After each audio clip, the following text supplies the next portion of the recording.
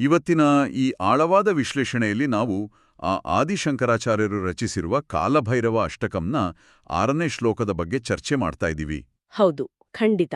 ಈ ಚರ್ಚೆಯ ಮೂಲ ಉದ್ದೇಶ ಕೇವಲ ಸಂಸ್ಕೃತದ ಆ ಕ್ಲಿಷ್ಟಕರ ಪದಗಳನ್ನ ಭಾಷಾಂತರ ಮಾಡೋದಲ್ಲ. ಅಲ್ವೇ ಅಲ್ಲ. ಏನಂದ್ರೆ ಆ ಶಬ್ದಗಳ ಹಿಂದಿರುವ ಕಾಲಭೈರವರ ಗುಣಲಕ್ಷಣಗಳನ್ನ, ಅವರ ಆಳವಾದ ಅರ್ಥವನ್ನ ಬಿಡಿಸಿ ನೋಡೋದು. ನಿಜ. ಈ ಶ್ಲೋಕದ ಮೂಲಕ ಕಾಲ ಅಥವಾ ಸಮಯದ ರಹಸ್ಯವನ್ನ ಅರ್ಥ ಮಾಡ್ಕೊಳ್ಳುವ ಪ್ರಯತ್ನ ಇದು. ಕರೆಕ್ಟ್. ಈ ಶ್ಲೋಕ ಓದಿದ್ದಾಗ ನನ್ನ ಅತಿ ಹೆಚ್ಚು ಆಕರ್ಷಿಸಿದ್ದು ಇಲ್ಲಿರುವ ಒಂದು ಅದ್ಭುತವಾದ ಕಾಂಟ್ರಾಸ್ಟ್. ಅಂದ್ರೆ ಆ ಧೀಕರತೆ ಮತ್ತು ಸೌಂದರ್ಯದ ಅಪೂರ್ವ ಸಂಗಮ ಅಲ್ವಾ? ಎಕ್ಸಾಕ್ಟ್ಲಿ.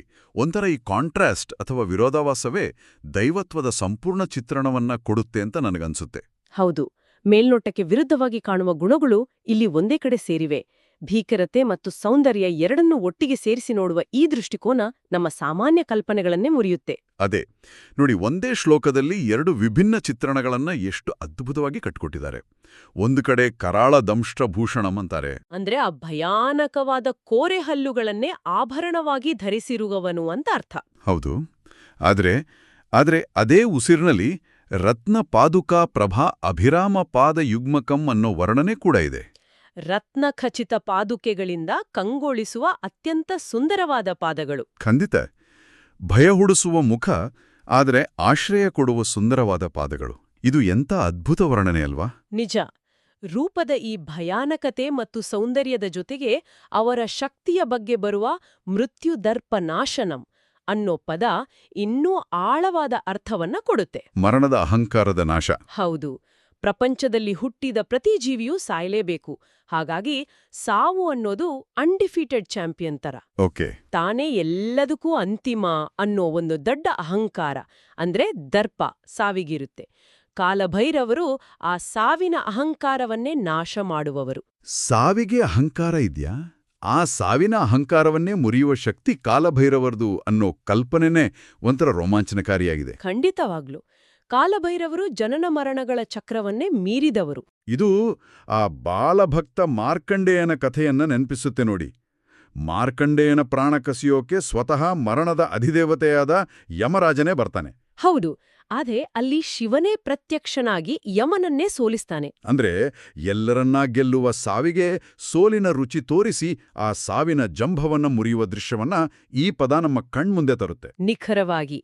ಕಾಲ ಅಥವಾ ಸಮಯ ಅನ್ನೋದು ಸಾವಿಗಿಂತಲೂ ದೊಡ್ಡದು ಅನ್ನೋದನ್ನ ಇದು ಸಾಬೀತು ಮಾಡುತ್ತೆ.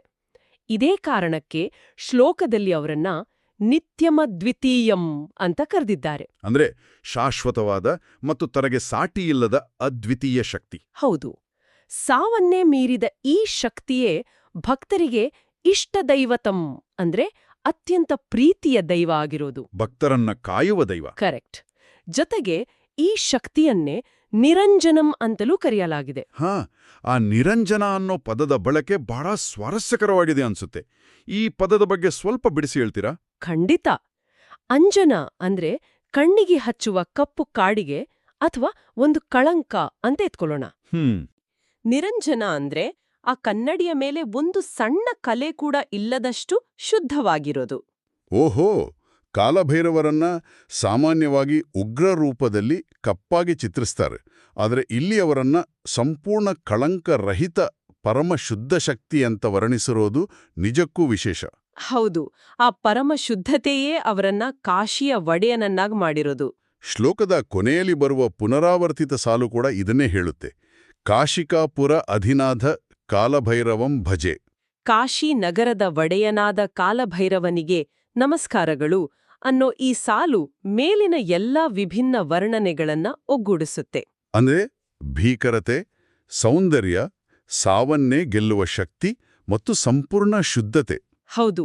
ಇದೆಲ್ಲವನ್ನೂ ಒಗ್ಗೂಡಿಸಿ ಒಂದು ಭವ್ಯವಾದ ಚಿತ್ರಣವನ್ನ ನಮ್ಮ ಮನಸ್ಸಿನಲ್ಲಿ ಕಟ್ಟಿಕೊಡುತ್ತೆ. ಏಕಕಾಲದಲ್ಲಿ ಭಯಾನಕರೂ ಹೌದು, ಸುಂದರರೂ ಹೌದು. ಸಾವಿನ ಅಹಂಕಾರವನ್ನೇ ಮುರಿದ ಭಕ್ತರ ಪ್ರೀತಿಯ ದೈವ ಈ ಕಾಲಭೈರವ. ನಿಜ. ಈ ಎಲ್ಲಾ ವಿಚಾರಗಳನ್ನ ಗಮನಿಸಿದಾಗ ಒಂದು ಆಳವಾದ ಪ್ರಶ್ನೆ ನಮ್ಮನ್ನ ಕಾಡುತ್ತೆ. ಕಾಲಭೈರವ ಅಂದ್ರೆ ಸಮಯದ ಸಂಕೇತ. ಹೌದು. ಸಾವಿನ ಅಹಂಕಾರವನ್ನೇ ಅಳಿಸುವ ಮತ್ತು ಜನನ ಮರಣಗಳ ಚಕ್ರವನ್ನ ಸಂಪೂರ್ಣವಾಗಿ ಮೀರಿದ ಒಂದು ಶಕ್ತಿಯ ಅಸ್ತಿತ್ವದ ಬಗ್ಗೆ ನಾವು ಆಳವಾಗಿ ಯೋಚಿಸಿದಾಗ ನಮ್ಮ ದೈನಂದಿನ ಜೀವನದಲ್ಲಿ ಸಮಯ ಮುಗಿದು ಹೋಗ್ತಿದೆ ಅಂತ ಕಾಡುವ ಆತಂಕ ಮತ್ತು ಭೀತಿಯ ದೃಷ್ಟಿಕೋನ ಹೇಗೆ ಬದಲಾಗಬಹುದು ಅನ್ನೋದನ್ನ ಪ್ರತಿಯೊಬ್ಬರೂ ಒಮ್ಮೆ ಯೋಚಿಸಬೇಕು.